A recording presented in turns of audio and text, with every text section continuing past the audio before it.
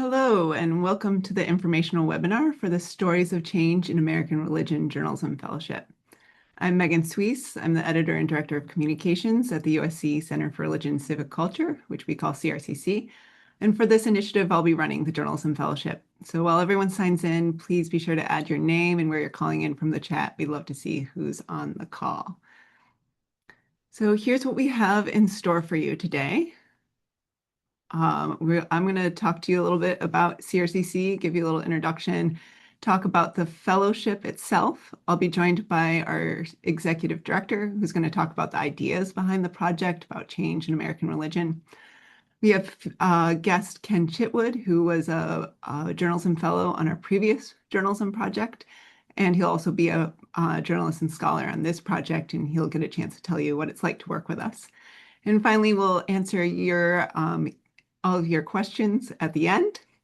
My colleague Soraya is on chat and she'll be monitoring the Q&A, so feel free to use those features and she'll answer the questions as they come up. So CRCC, the USC Center for Religion and Civic Culture, we have a two-part mission. One is to advance the understanding of religion in society, and two is to equip faith leaders to build just and equitable communities. We're approaching our 30th year as a center at the University of Southern California. Our origins go back to the 1992 civil unrest in Los Angeles and really a media moment. One of our founders, a professor studying religion at USC, he saw the Reverend Cecil L. Murray, then pastor of the First AME Church in Los Angeles, on TV, and he was being the voice of the community in many interviews. The professor would undertake a study on the role of faith communities in responding to not only the unrest, but also the social and economic issues that led to the unrest. Later, about a decade later, after retiring from ministry, Reverend Murray actually came to CRCC and he started training other faith leaders to do that civic engagement work, the community development work, the exact things that CRCC had documented in their research of him. And we continue to work with local faith communities today. Other research projects have also led to practical applications. For instance, the American Muslim Civic Leadership Initiative emerged out of a research project on young adults. We've also created research-based resources and courses for FEMA, Red Cross, and others on disaster response based on our research in that area. And that work is continued on by our partners in that space. The reason I share this with you is because I want you to know that core to CRCC is not only producing scholarship, but also making it accessible and applicable. To that end, our scholars have been creative about their products, including books, but also reports, exhibits, even journalism.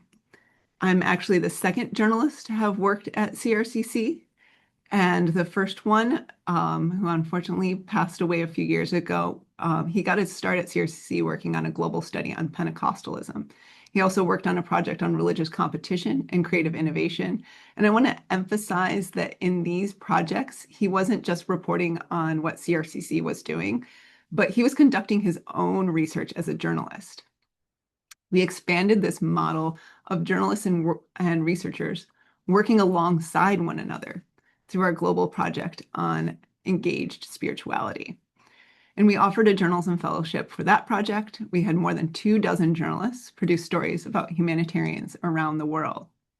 And I want to say here that there are similarities and differences between social sciences and journalism. But what's important, I think, for you to know is that my colleagues in the social scientists respect journalism for its own sake. Finally, here's who we are personally. You'll hear soon from Richard, our executive director, who's a sociologist. Nepal leads our operations. Reverend Najuma and Soraya lead our programming, as well as our relationships with those faith and civic leaders. And both are actually faith leaders themselves. As I mentioned before, I'll be leading the Journalism Fellowship. I have served as a magazine editor and as a freelance journalist. I see my role in this project as enabling you to report and create stories that you are proud of and that will also add to the conversation about religion in America. I want to also note that we have a number of affiliates, and particularly for this project, you'll mostly engage with Ken, who you'll hear from later, and Diane Winston, who's the Knight Chair for Media and Religion at the USC Annenberg School for Communications and Journalism, and I hope you'll learn a lot from both of them. Now to the fellowship. First of all, I'm not going to go over all of the little details today because you can read those on our website. Please, please read everything before submitting your application. So during our time together today, I want to step back and share with you how I envision journalism fitting into that model of research and application that I just shared. So for most fellowships, you get money to produce stories. It's pretty linear. We see this fellowship as more of a three-way conversation with CRCC at the center. As journalists, you still get money to produce stories, and we want you to report those stories deeply, but your relationship with your sources is largely a one-way interaction. Now, we also want to emphasize here that, like, I put faith communities on this slide as a shorthand, but because this project is focused on change, we hope and expect that your sources will go well beyond traditional faith communities. We're also recruiting a team of 5 scholars to work on this initiative. Their role is to look across the stories for common themes, lessons, or meta stories, as we put here. What are the larger stories being told?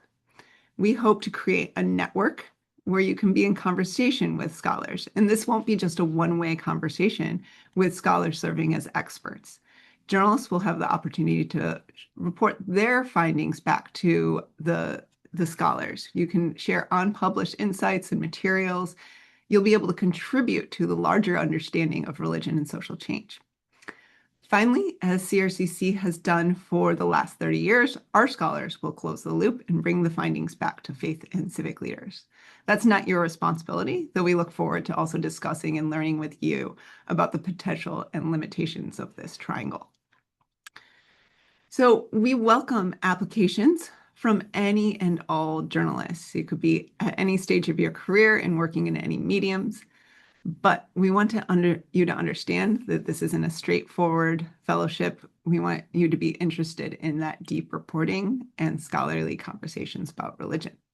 To that end, the application asks for 2 questions for us to get to know you, basically what you want to gain and what you have to offer. At CRCC, we see everyone who participates in our project as bringing something to the table, whether it's skills, knowledge, energy. At the same time, we're interested in working with people who want to grow and learn along with us.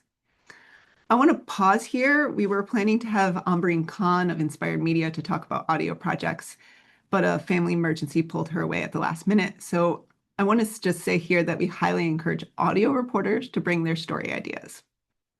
So for the Engaged Spirituality Project, our audio fellows crafted 18 audio documentaries. And Ambreen ran almost all of them and inspired by Interfaith Voices, which was a nationally distributed public radio program.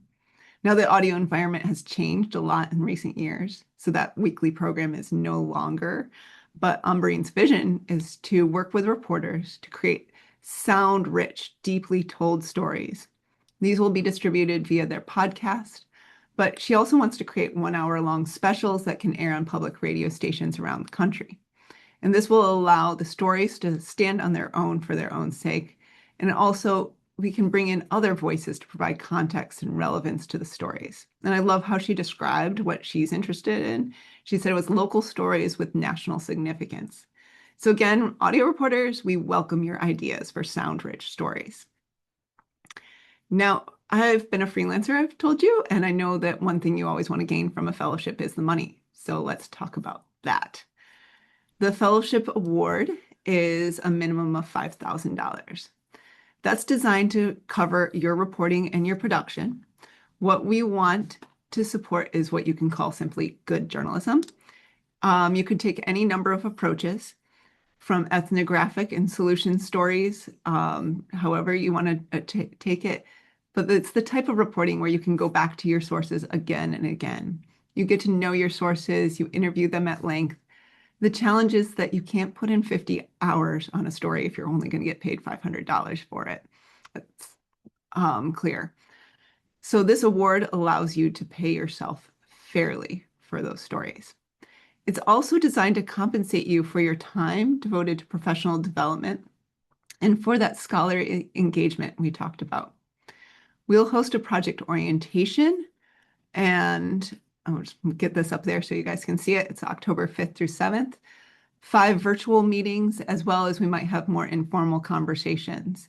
And we want to make sure that we're respecting your time and we consider your time valuable. We also have a pool of money set aside for additional budget beyond the $5,000. And you don't have to ask for that. That's optional. So if you don't anticipate needing more, you can skip that part of the application. At the application stage, we're only asking for an estimate as well about how you would use additional budget. But your story might benefit from you visiting another location. You might want to collaborate with a professional photographer for a particularly visual story, or perhaps you're composing something that's complex and multi-part. We specifically didn't write a max down amount for this line, but of course the pool is limited and will be split across all projects who request it. And if you're selected, we'll work with you to create a reasonable budget, scaling it up or down as necessary. And I want to emphasize here that the idea is more important than the budget at this stage.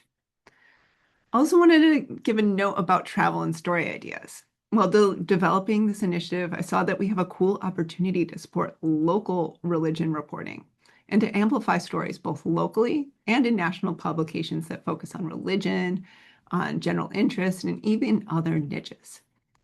There's an emerging desire that I've seen in some publications, at least, to collaborate to reach wider audiences. This is the model of our media partners, Next City and Inspired Media. So, as an individual journalist thinking about your pitch, I would encourage you also to think about the stories in your own backyards and the different ways you might be able to amplify stories across platforms and publications. And a final note about this, I expect selected journalists will have the opportunity to work on multiple projects over the course of the initiative, so you could earn multiple awards over the next few years. Now for another big money question, where does our funding come from? Thanks to a grant from the Lilly Endowment, we're launching this initiative with 100 Stories of Change in American Christianity. As Richard will explain, we define the scope broadly, and we're interested in stories that perhaps look at underrepresented communities locally or at what's going on at the edges of Christianity. We're working to on funding prospects that will allow us to diversify our coverage as well. So hold on to those stories about other religious and spiritual groups. But any journalist worth their salt is going to follow the money and see that the Lilly Endowment supports American Christianity broadly. So are we asking you to do PR for Christianity? Quite simply, no. First, the Lilly Endowment funds secular religion reporting, including at the Associated Press, at Religion News Service, NPR, so they get how journalism works. Here's their explanation, which you can also read in our announcement and our frequently asked questions section of our application page. And they're also a very hands-off funder. Second, they funded CRCC, which is a non-sectarian center at a non-religious university with a religiously diverse staff and group of affiliates, with a grant that specifically supports independent secular journalism about Christianity. We presume they liked that model that I showed you earlier, that there's a mechanism for the lessons and ideas to come back to and support faith leaders, but that's not your job. So in a way, CRCC scholars provide a buffer between your reporting and their goals. So what we are looking for is depth and complexity, not positive stories, not PR, not Pollyannish puff pieces. And we're also looking for headlines we haven't seen before. So as Richard Flory joins us, I want you to add to the chat, what are some of the stories that you've heard over the last few years that you think are dominant narratives? So Richard Flory is a sociologist whose research focuses on religious and cultural change, religion and urban life, and the religious and spiritual lives of youth and young adults. He led CRCC's aforementioned project on religious competition and creative innovation. He's also worked on the National Study of Youth and Religion, for which he co-authored the capstone book. Another notable book came out before Trump, and it's about the rise of a network of charismatic Christians that are behind Trump's rise. So I pass it over to you, Richard. to share your thoughts. Thank you, Megan. It's too bad we couldn't foresee Trump for that book, but that's the way that it goes. I just want to talk about three things today. First of all, finding stories of change.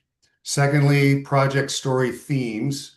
And third, and finally, journalists and scholars and how we're envisioning that grouping, that pairing to work together. So finding stories of change. Over the past 15 years, as you all know, there have been two dominant narratives about religion in the US. Well, on the one hand is the decline in religion, along with the rise, the concomitant rise of the religious nuns, so-called. And on the other hand, there's the rise of Christian nationalism. There's a chart that you can see that shows a nice visual of the decline narrative. You can see that through 1990, the percentage of Americans who claimed a religious affiliation remained fairly constant, with Protestants declining and Catholics showing a slight increase. But since the 1990s, and particularly after 2000, the decline in religious affiliation has been significant across most religious traditions, with only non-Christian traditions as a group, and unfortunately that's not broken out, showing any increase in numbers. And there's a lot of reasons for that. The other dominant narrative, particularly since Donald Trump was first elected in 2016, is the rise of Christian nationalism. As with the decline narrative, that election spurred a lot of research and stories about this supercharged political Christianity, the goal of which is, frankly, to create an explicitly Christian state. Our interest, however, is to find the stories that are underneath these narratives, what we might think of as less obvious stories that, while contextualized by these larger narratives, tell a deeper story of religion in America than what journalists normally may have time or resources to pursue. And I want to illustrate that with just two examples. So there was a recent story that described the development among young men, quote, returning to church. And this was also picked up by a lot of evangelical organizations that were touting it as, oh, church is back. And that they were seeking it, but they weren't just returning to church, they were seeking out traditions like orthodoxy that require a deeper and more significant commitment to faith and religious practice than perhaps they had experienced before. When I read the article, I saw that an Orthodox priest, we have a preaching program too, an Orthodox priest who was quoted in that article. I had interviewed him 20 years ago, a little more than 20 years actually, for a project on how post-baby boomer Christians were innovating and switching between different Christian traditions. The quote of the project came from that priest who told me Orthodoxy stands as a bastion of patriarchy and a sea of egalitarianism, which I said, the moment I heard it, I said, that is going in the book. But that got me thinking as I read the article and thought back to that interview about what alternative angles to that story could be given my longer view on its development. For example, and I tend to frame things as questions, so I'm sorry about that. So why do these traditions maintain an appeal for certain people, particularly young men? What do these traditions provide that others don't?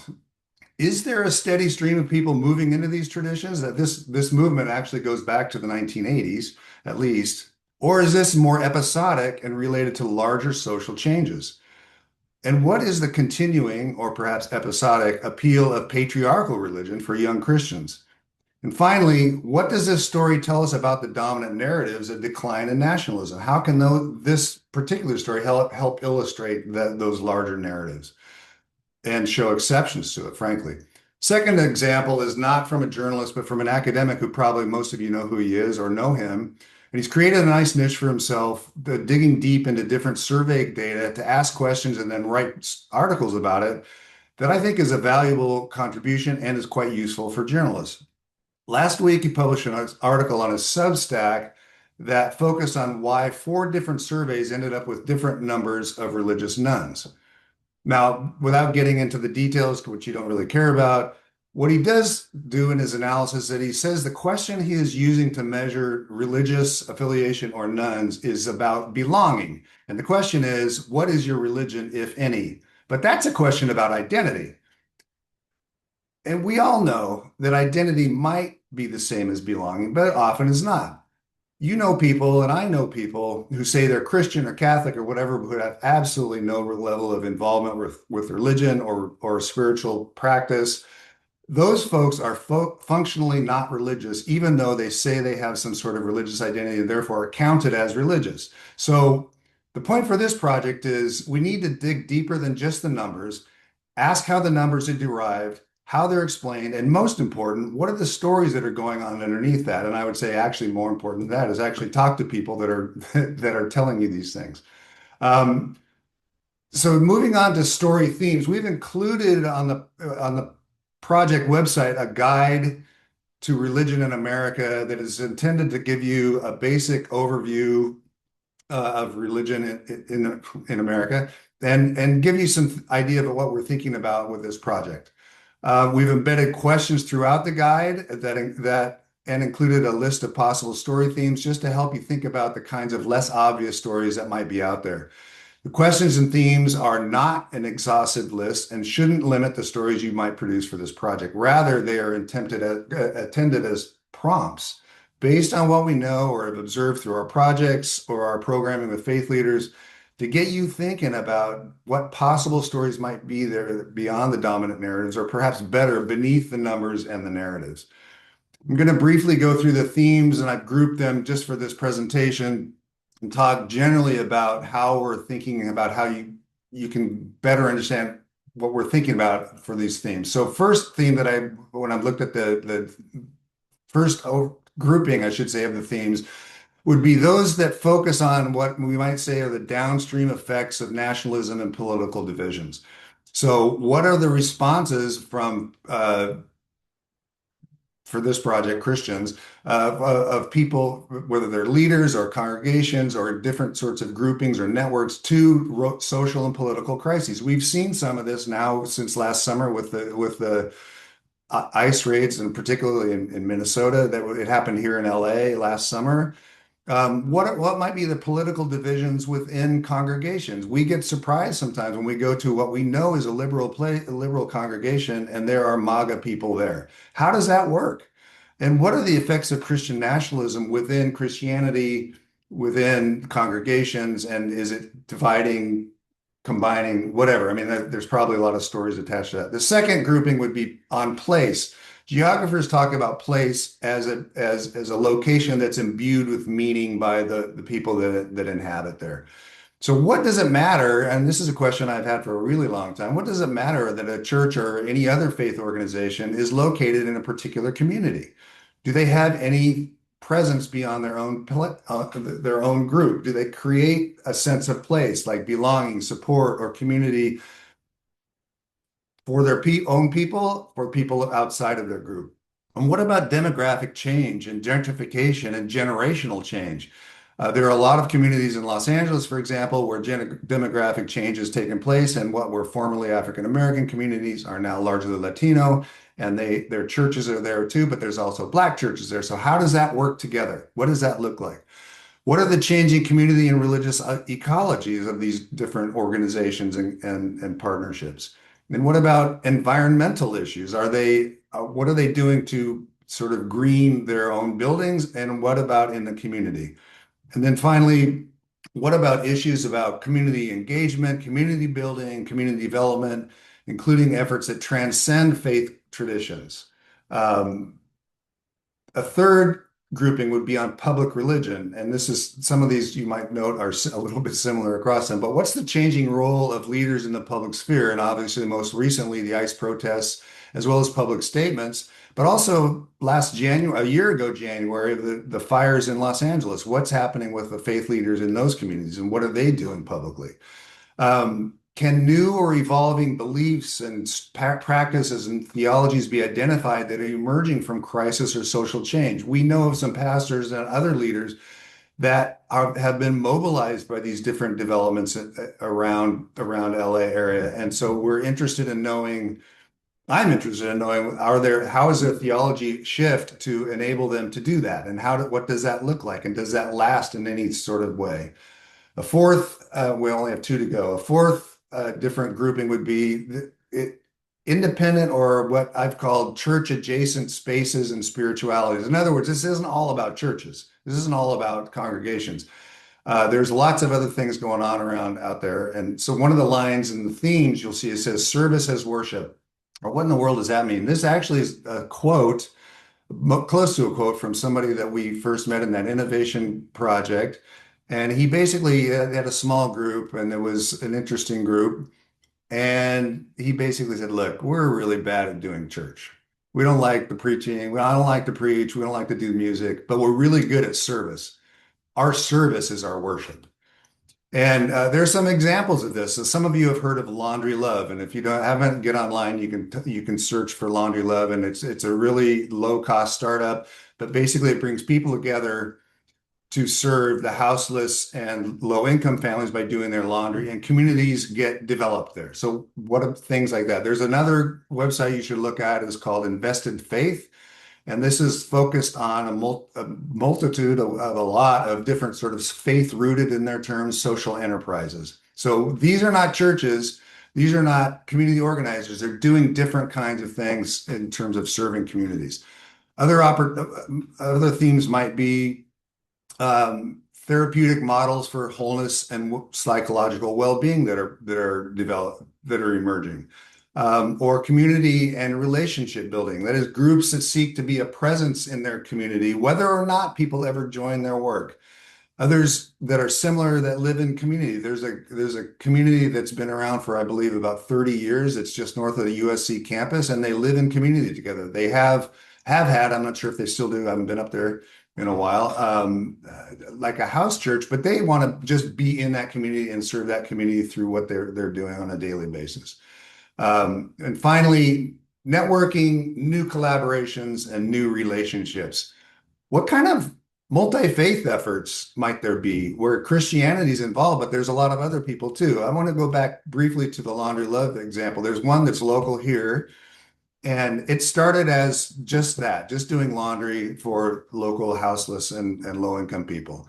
And pretty soon they enlisted the barbershop in the strip mall next to the laundromat where they did this, and he started giving free haircuts. And then somehow two leaders from the Islamic Society of Orange County found out about it, and they started participating. And then those guys brought in somebody from United Way to come and help too, and his wife came, and they started doing job training and counseling to help people get jobs. So it became this multi-faith effort that started with this little tiny "I don't like doing church" effort, and it became a bit of a community. And finally, there are, as you well know, lots of faith leader activist networks, organizations, and faith-based organizers. What are they up to these days, and how do they work together? Because a lot of those are not necessarily Christian, but they are a heavy Christian influence, but then there's a lot of other people involved in them as well. So that's just a bit of an idea of what we're talking about. We're less interested in the big narratives that I mentioned earlier, and we're more interested in the on the ground efforts that kind of go against the grain in the not so obvious way that we can get a better picture of what's going on with religion in America. Finally, in scholars and journalists, as Megan noted, we will be recruiting about 5 scholars, plus I'll be part of that, and we'll be roping Ken into this as well because he kind of straddles both worlds. That we're going to work with the stories that are produced from this project to identify these larger trends, what we're calling meta stories, across all the stories that are produced. The goal is that through the stories, we'll produce a better understanding of American religion and ultimately be able to show how it changes over time. And then, as Megan said, bring that back, our responsibility, bring that back in a way that faith leaders of all sorts can learn lessons about how better to organize their efforts, work with other people, things like that. So that is exciting to us as a center. So secondly, though, beyond just that effort, we want you to understand the scholars in this as resources, as we understand you as resources for finding new and interesting things going on.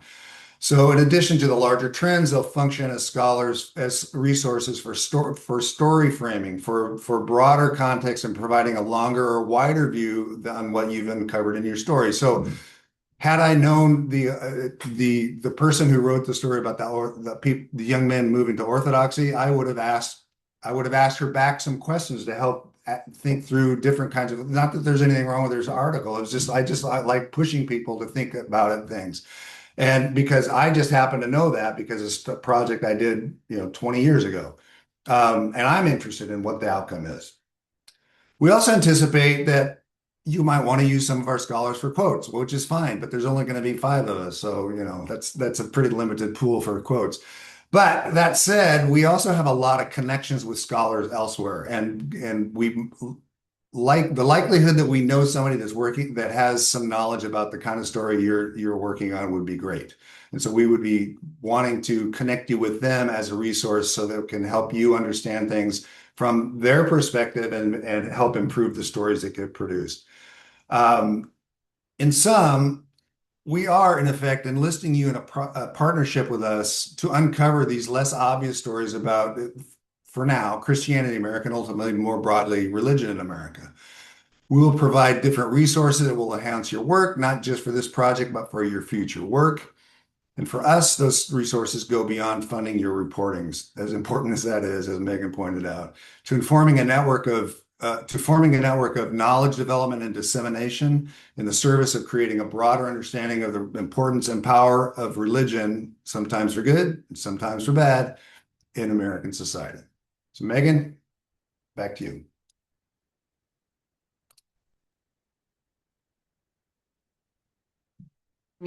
Let me unmute myself. Sorry about that. So now I'm going to bring in Ken Chitwood. As we've mentioned, he's a reporter, a religion reporter, but he also has a PhD in religion and two books on Muslims in Latin America. He was a journalism fellowship with our Engaged Spirituality project, and after he wrote a blog post for us about ethnographic religion reporting, we asked him to help us evaluate the journalism part of the project. So he also edited a book of stories from the project, and that will come out later this year. Engaged Spirituality, Stories of Religious Resilience, Inspiration, and Pursuing the Common Good. So please stay tuned for a virtual book party later this year for that. I've asked him to join us to share what it was like to be a journalist on the Engaged Spirituality project. So Ken, how did your reporting for that project differ from what you had done before? And what can a journalist expect from joining this new initiative? Thank you so very much, Megan. It's great to be here and part of this webinar. It's also great to see some familiar names and excellent reporters in attendance today.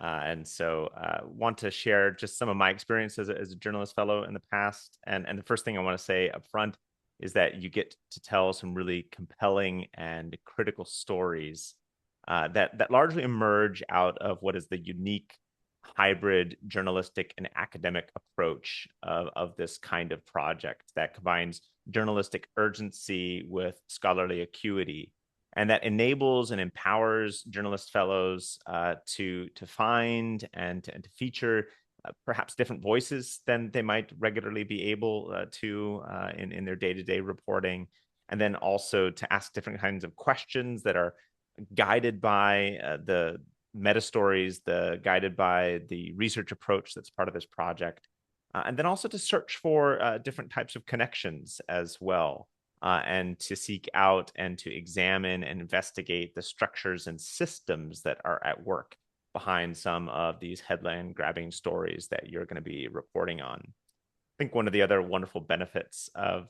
this type of project is that you get this community of journalists and scholars that you work with, that you rely on, that you ask questions of, that you listen to and learn from, and that you remain in contact with over the years. I mean, the number of people that I got to know through the previous project, and I now count as critical colleagues, people I've collaborated with on other projects, friends that I turn to and rely on in both formal and informal ways in my reporting and my scholarship is really important and quite immense for me.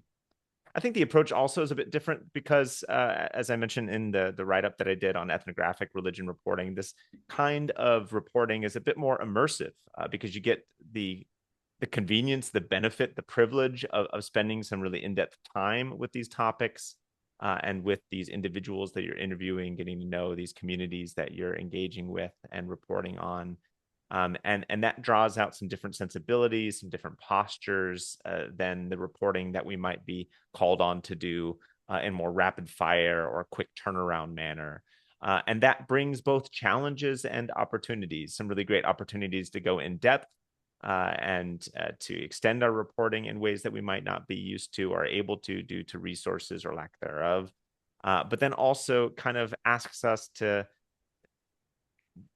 question our positionality, where we're coming from, and what perspectives we're bringing to the table, and what relationship we have perhaps to these communities, these individuals that we're profiling, talking about, reporting on, etc. I think the last thing that I want to highlight too is the CRCC team. There were, journalists who came to that initial project. They were excited about the funding, excited about the stories to tell, excited about the project. But there was, as with any good journalist, as you said, any journalist worth their salt, Megan, said ask some critical questions. And they were like, who are these scholars and where are they coming from? And I can really say that the CRCC team is a group that gets journalists, wants to work with journalists for who they are and the kind of work they do, but then also is more importantly, perhaps, willing to listen to and learn from those journalists. In fact, that's baked into this project. And so you really get a collaborative team effort out of this process and out of this project. And that's going to stick with you and shape your career, as Richard mentioned. It's been able and it's enabled me and empowered me to be able to do other projects, other types of work. It changed the way I do my reporting in general. And it's a gift that keeps on giving, having such a team and having such a project. So I really highly encourage people to apply, to pitch their stories, and to be part of this project as we embark on it over the next few years.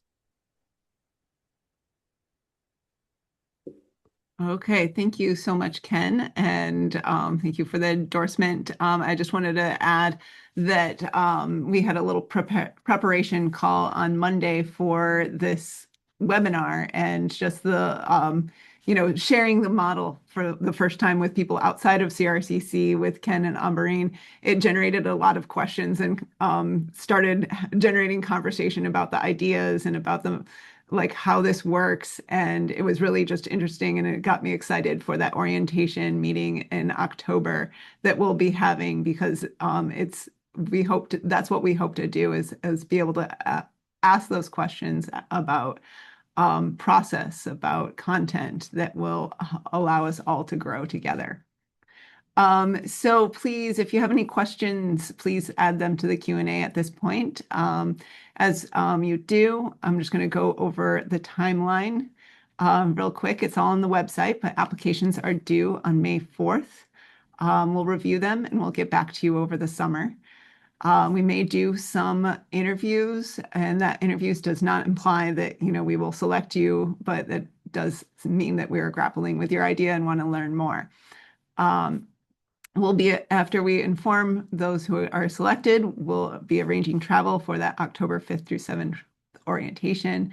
And then you'll have the next couple of years to work on the stories. And again, we expect that you might work on multiple pieces. So we had some fellows on our previous project, although that was very unusual because it's disrupted by the pandemic. But we had, some people who just did one story and they were done, and that was great.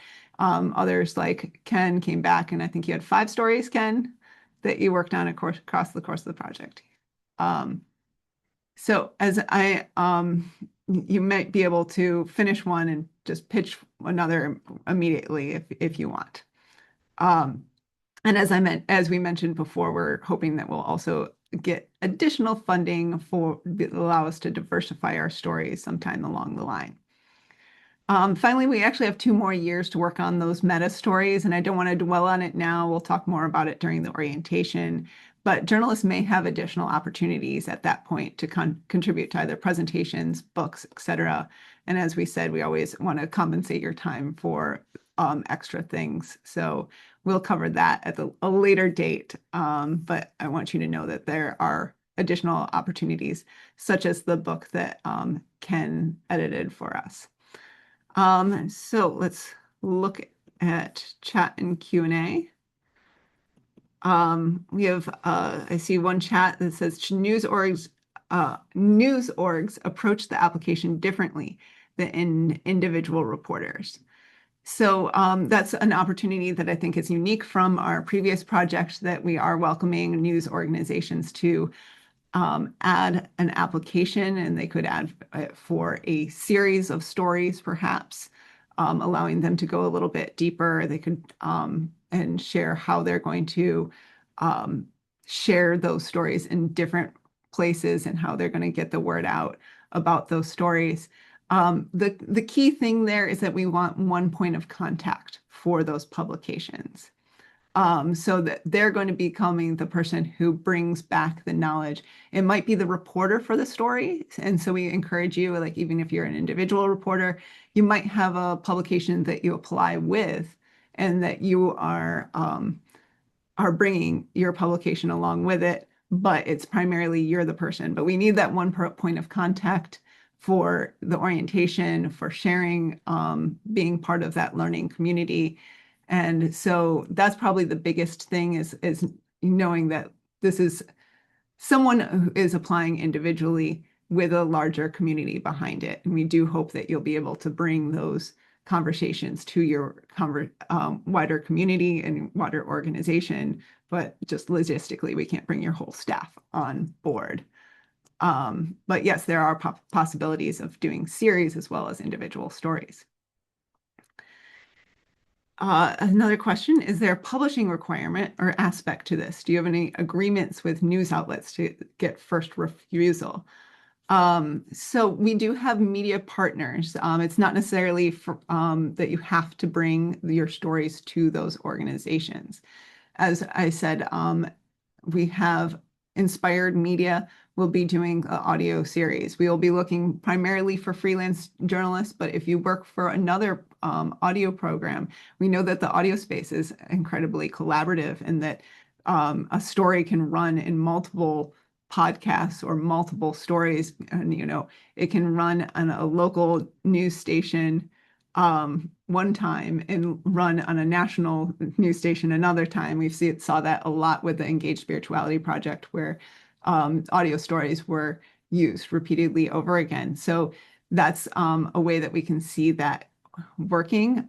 So freelancers, audio people don't necessarily need to say, I'm planning to publish your piece with this publication, but if they want to, they can. On the more print or even the video side, we expect you to go and pitch your piece where you want to. All editorial decisions will be up to you and your editors at those publications. We have two media partners on the print side, Religion News Service and Religion Unplugged, which will consider pitches. But it's up to you to take those pitches to those organizations, and we will provide all of the contacts so that you can do that. But if you can also want to consider other publications outside of that, we welcome that. And you can also, create multiple pieces. There might be opportunities. I think about as a parent, there might be a story about parenting and religion that you want to take to a parenting magazine, but there might be also another angle that lends itself more to a religion-focused publication. So we encourage you to be creative in how you approach the distribution of your stories and how you share it. Does that answer your questions? I want to make sure I'm not seeing any. I'm seeing Megan, things there's a couple today. more on the Okay. in Slack. Oh, great. Can this fellowship be used towards writing or reporting a book-length work? That's something that's definitely, I think, interesting. I think we'll want to have, I think the challenge is the timeline, and how we've handled this in the past is that the story might start as an article and develop into a book, for instance. And that's actually something we did with a couple of journalists in the Engaged Spirituality Project, where we ended up funding them after the fact to go a little bit deeper and create a book proposal that then they could take to the publishers.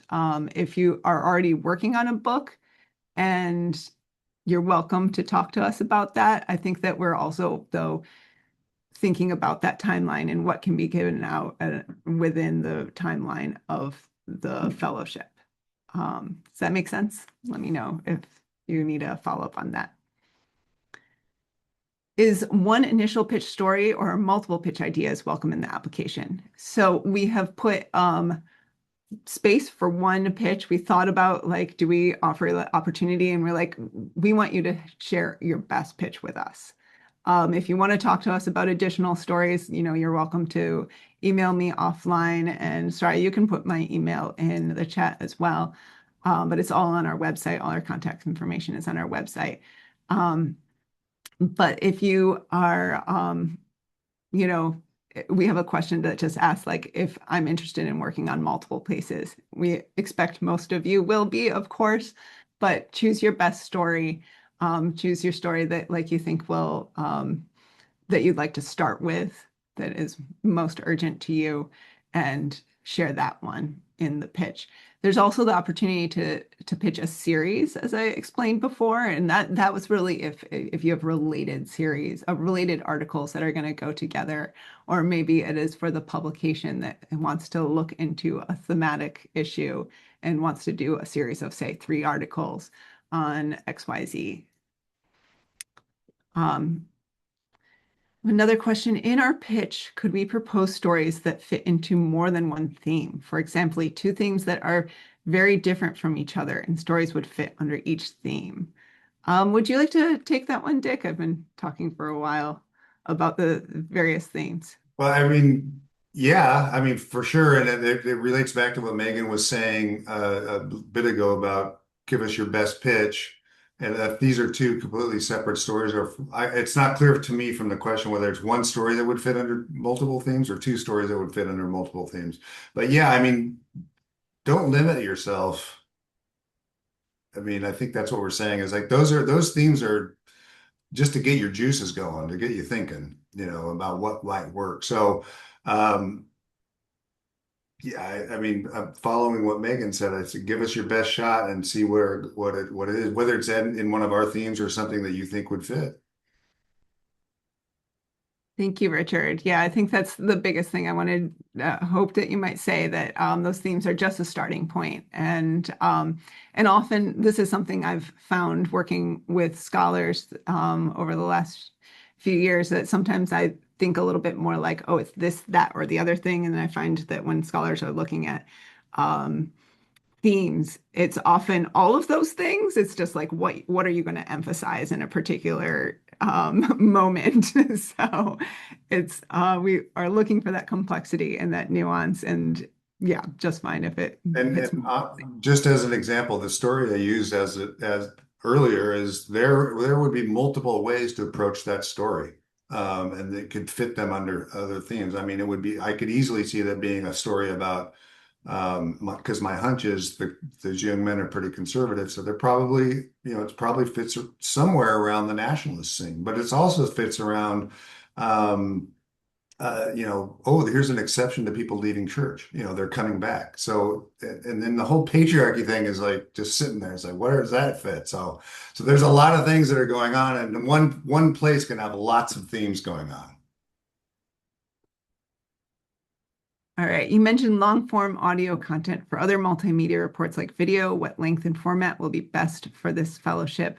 Will we, as reporters more generally, also contribute additional visual content for the USC social feeds? Always appreciated. We didn't go over exactly what the deliverables will be, but we do ask that you share, as all journalists, some photography so that we can put that out, the stories on the website, and share those on our socials, as you mentioned, and we'll always give credit back, of course, to when appropriate. For video length and format, I think it's, this is the sort of the struggle with this piece, is that we all, like, I think this project really wants to fund these long, in-depth pieces, and we would love to support video of that length. I think the video challenge is like the distribution. And we did distribute videos through the Engaged Spirituality Project that have lasted, and the beauty of YouTube is that they continue to last. Unfortunately, one of the people profiled passed away, and we saw, a video all of a sudden get picked up by media internationally, actually, and just generate a lot more views, like, multiple years after the project. So there's always that. We hope that the video will also be able to be published out by other publications. So that's sort of a conversation that you would have to have with the whoever is distributing it. What is their length and their format? We do want these stories to go in depth. And we know that video and audio have a different way of reporting than print, and we know that it's hard to do both too, but like whatever you can do with it, our main goal is that you can do depth, nuance, show a different side to things, that you can do visually or through sound, and make it compelling and content to watch, of course. So again, all editorial decisions are going to be up to you and the people who ultimately distribute the content, whether that is in writing or multimedia. Hope that answers the questions. If anybody has any clarification that they need, please, I'll give you a moment to.